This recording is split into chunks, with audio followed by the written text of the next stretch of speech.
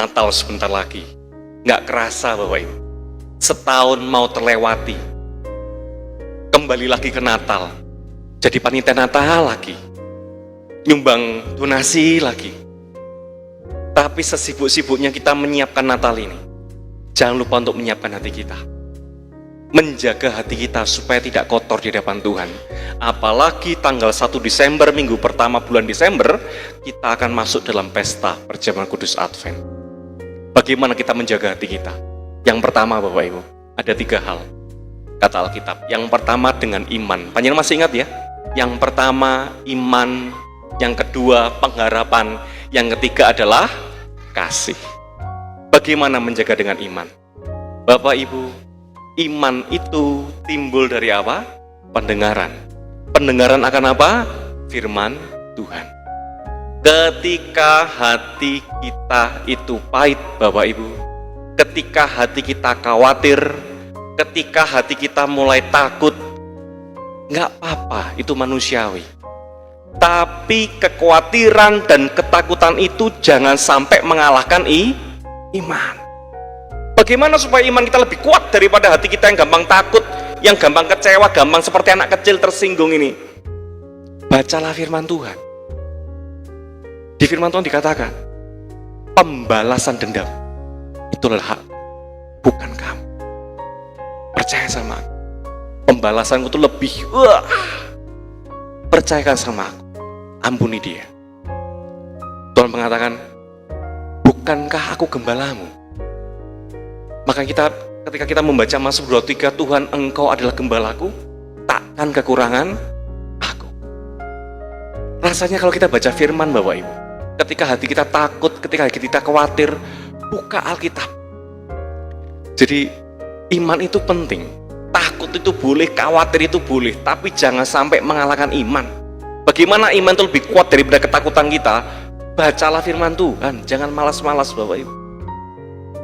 Dan yang kedua adalah ada namanya sebuah pengharapan. Artinya apa?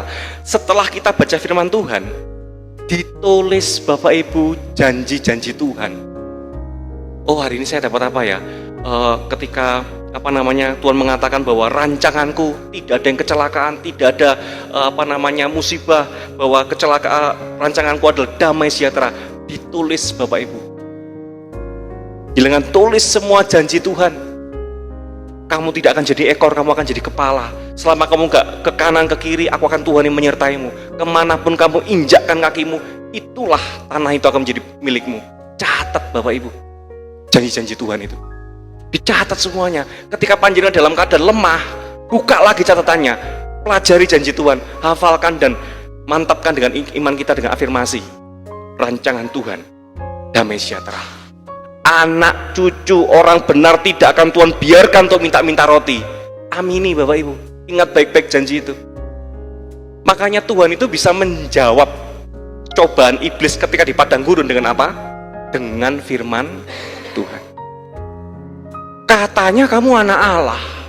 Kalau kamu anak Allah, seharusnya batu ini jadi roti. Kalau kamu anak Allah, kamu tuh harusnya terjun dari bait Allah ini, kamu gak akan mati. Tapi apa yang terjadi? Orang yang kamu cintai sudah mati. Bisnismu hancur. Orang lain tidak mengenal kamu, bahkan tidak mau nolong kamu, padahal kamu itu aktivis gereja. Iblis akan muncul Bapak Ibu. Kalau kita tidak dekat dengan firman, dengan iman dan pengharapan, habis kita Bapak Ibu. Yang terakhir Bapak Ibu adalah kasih. Seringkali kita gagal di sini. Bapak Ibu, kita boleh pahit, kecewa, tersinggung, ya namanya manusia, kita jatuh dalam dosa. Tapi jangan sampai menghentikan kasih Bapak Ibu. Kita boleh pahit, tapi jangan pernah menghentikan kebaikan yang harus kita lakukan kepada orang lain. Kita tahu itu musuh kita. Kita tahu kita benci dengan dia. Tapi kalau dia minta minum, kasih Bapak Ibu. Kalau dia minta makan karena kelaparan, kasih makan itu Bapak Ibu. Jangan hanya kepahitan kita yang seperti anak kecil itu sampai kita lupa tentang kasih, perbuatan baik. Orang bisa nggak ke gereja Bapak Ibu hanya karena sebuah kepahitan. Oke, kalau kita pahit, oke Bapak Ibu. Tapi jangan sampai tinggalkan kasihmu kepada orang lain.